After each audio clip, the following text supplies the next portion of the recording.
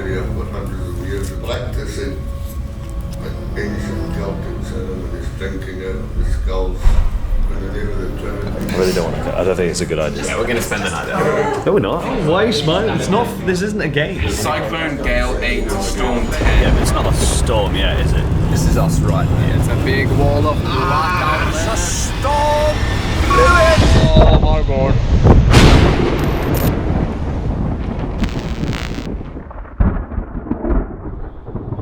We were 300 miles into our Jamalon NC500 road trip and had arrived in Ullapool at the Ferryboat Inn. A few beers later, and Jake and I were up on stage.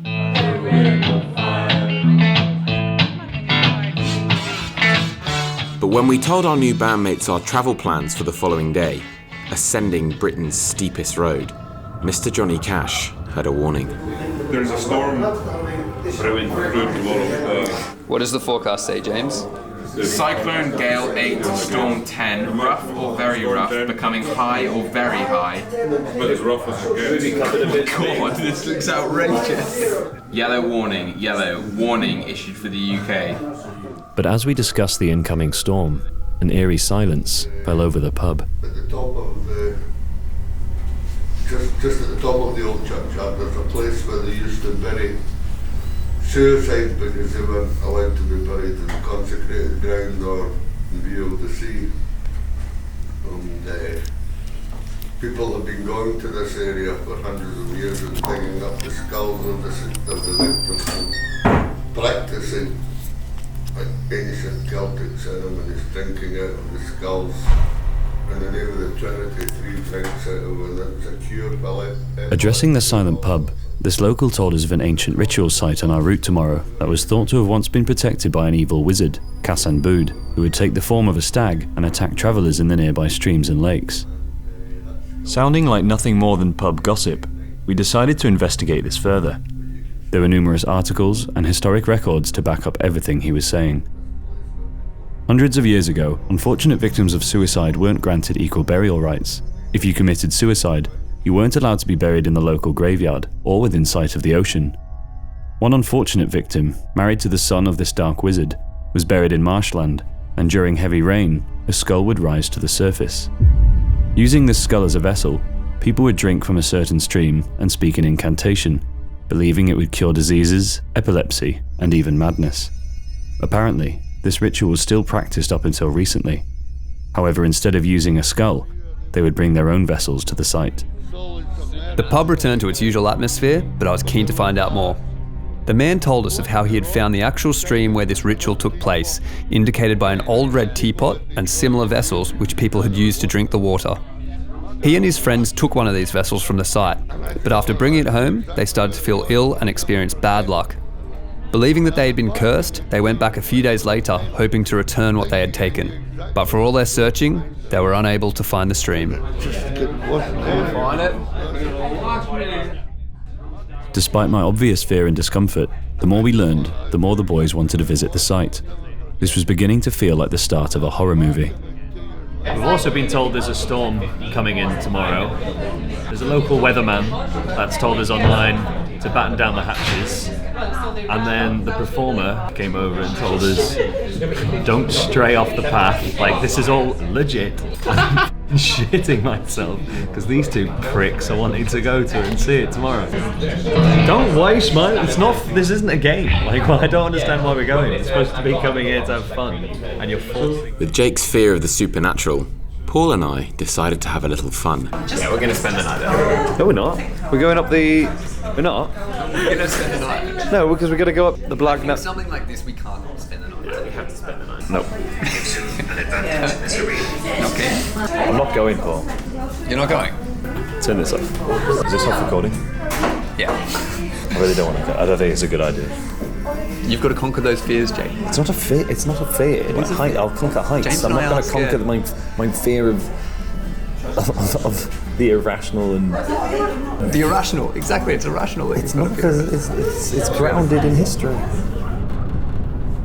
The following morning, the promised storm was a brewing. This looks so aggressive. Look at it. This is an empty road weaving into nothingness. I call it aggressive. As the road wound into the grey abyss, the three travellers huddled tightly inside their van as it was battered by the elements outside.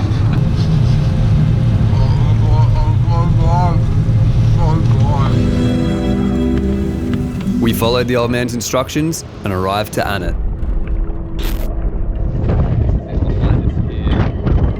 And so we have to go up to the old graveyard and above the new graveyard. Jake is freaking out. We've decided, whilst the other guys are getting ready, to go find the old graveyard solo. It might be right here. This is actually scary. Oh, I've got shivers. I'm gonna wait for the others. We tried to convince Jake to come with us, but he decided to stay in the van. What? Jake yelled. Gonna go and check he's alright? It's the spirit! Oh my god! No! With Jake safely rescued, we ignored all horror film rules and split up to search the hillside. We found several places that matched the description of the ritual site, but the red teapot that signified its true location was nowhere to be found. Anything in that one? Freaky. This is a freaky place. Don't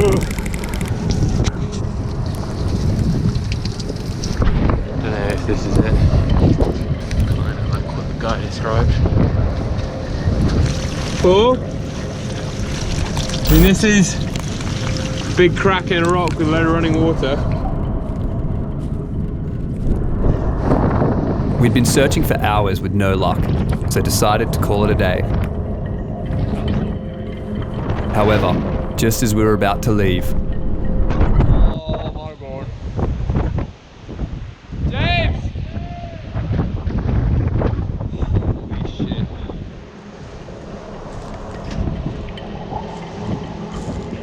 Oh shit. and here's the teapot. Okay, now my heart's going. Oh, look at how old they are in there too. Oh, it's creepy. These are all the bottles. There's so many, they're all down here as well. Even under this moss here. Look. There's so many. As trivial as finding a load of old jars under a rock might seem, we all felt a little creeped by the whole adventure. Just something about the eerie history of the spot we stood in. Stories of wizards and curses, the forbidding weather, and how we found it in the exact way the man said we would. But it was also just seeing all these vessels in person, knowing that, however many years ago, people were here, drinking from a skull, and speaking incantations to be cured of various diseases. There was a very tangible feeling to that place, and after we found it, none of us felt like hanging around for long. So we continued our journey, heading south towards the steepest road in Britain. But the weather was continuing to build. Dark skies this morning and high chance of rain. This afternoon, winds picking up to 40 miles an hour, heading through to 70. Travellers should take care, and we advise you stay off the roads. Jake? Yes, we have a weather front coming in with a sense of impending doom. The rain will be reaching levels of up to holy shitness, and the roads will be tearing your souls from your tyres. Here's Paul with some elemental expertise. Paul? Just a bit of drizzle and a little bit of a breeze, no bloody worries. Oh no, now we've got water building up on the roads. The wind's like, I can feel the wind on the van. Well, we just stopped in Tesco, and what did the lady in Tesco say, Jake?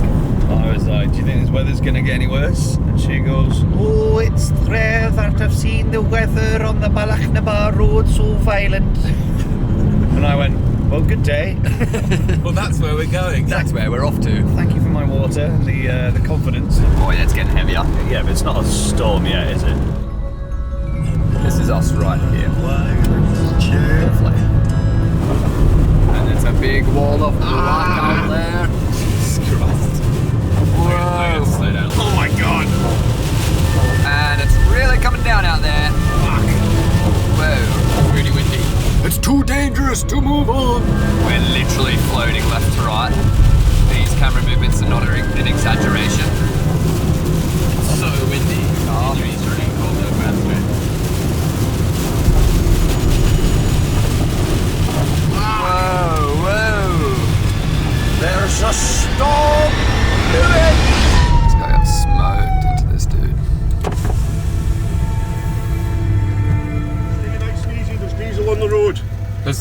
Diesel. Okay. Just watch this thing here, okay? There's diesel. Jeez. The accident was a sobering reminder of how dangerous the roads were in these conditions. We were about to drive up the notorious Bealach Pass, the steepest ascent in Britain. Wind speeds were rising, visibility was getting worse, and in the hope that the weather would die down, we decided to go for a walk. Only this time, it was Paul who stayed in the van.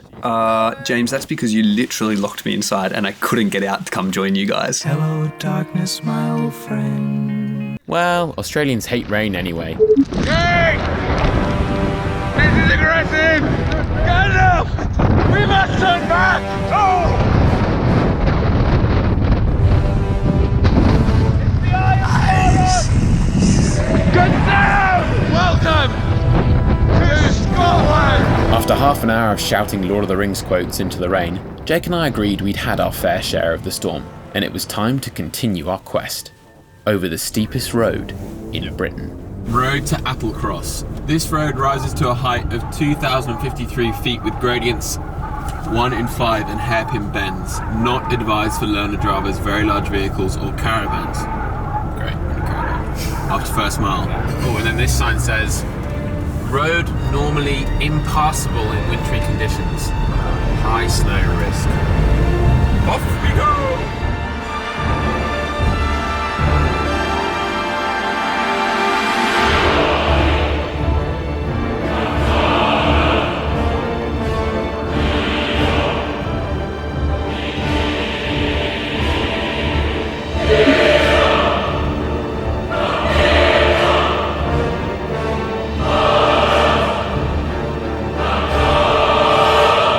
As we climbed higher and higher up the pass, the weather continued to deteriorate, and the wind was getting stronger. I'm going to attempt to open the door against the wind. Oh my god!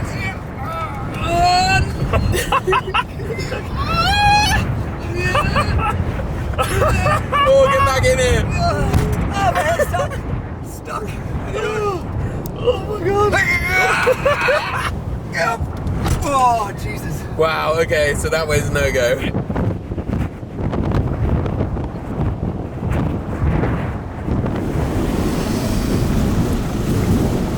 I'm not shaking the camera. This is it. This is the wind. It's a windy day in the van. The other two are outside and I'm inside the van, 'cause it's warm and my shoes are covered in water from the walk. Look at that. How do you zoom on this thing? Oh!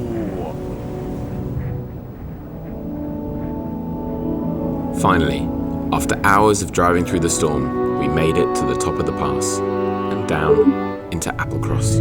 Hey, look, the Applecross Inn! Here it is! We made it! Woo! After all this time, we found a pub.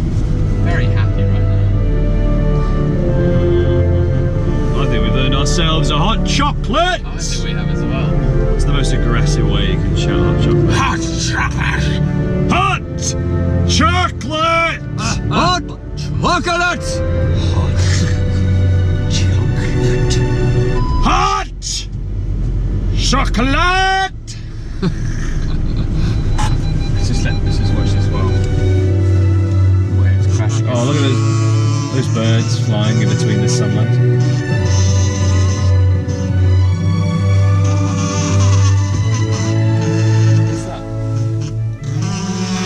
As we pulled up to the Applecross Inn, it was with a little tingle of pride at having completed the second leg of our journey through the mountainous Western Highlands. Even though it was the least popular time of year to visit Scotland, we'd enjoyed the personal touch this had brought to the trip. Our spooky discovery of the burial site, although feeling a little eerie at times, meant we'd learnt some history on the local area that we'd have otherwise driven straight past. And climbing the steepest road in Britain wouldn't have been half of the adventure had the weather been dry and sunny. Against all odds, despite storms and horror stories, it had without a doubt been our best day on the trip so far.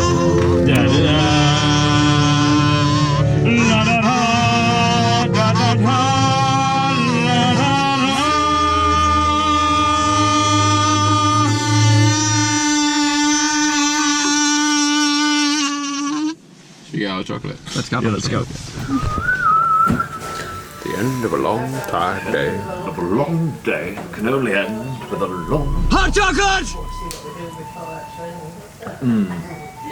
That's really good, isn't it? Yeah. It's got a bit of... Well, you actually got a little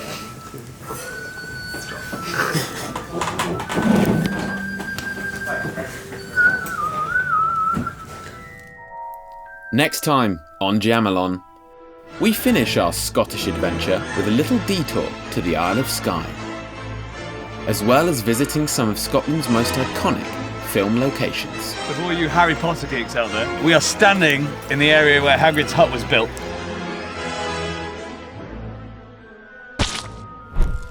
You're a subscriber, Harry. And a thumping good one too, once you've clicked subscribe and watched a few videos. Lily and James Potter, YouTubers, it's outrageous.